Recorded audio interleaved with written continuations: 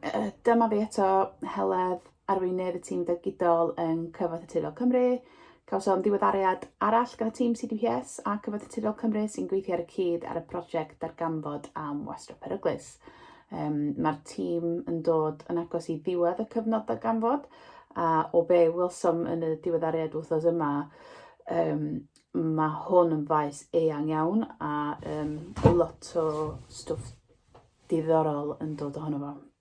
Nath Graham rannu rhai o'r heriau wrth drio recriwtio bobl i gymryd rhan mewn ymchwil.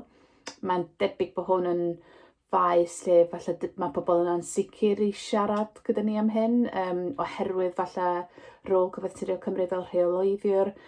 Does am sicrwydd am y rhesymau yn union, ond mae'n debyg bod hyn yn stopio rhai bobl rhag bod eisiau siarad yn agored gyda ni fel rhan o'r ymchwil am ddefnyddwyr a gofn bod nhw ddim yn neud rhywbeth yn iawn. Does am sicrwydd am hynny.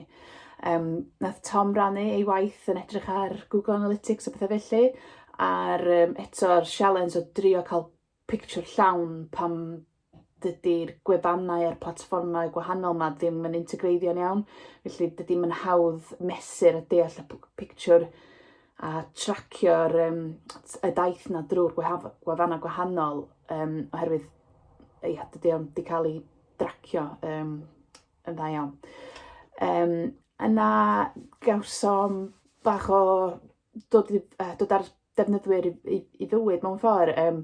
Sam ac Adam yn rhannu sut wedi dechrau llunio y siwrna defnyddwyr wedi seilio ar y wybodaeth o'r gwaith ymchwil a'r holl waith edrych ar y siwrna hyd hyn, a mae'r stori yna'n dechrau dod yn fyw mewn ffordd diddorol.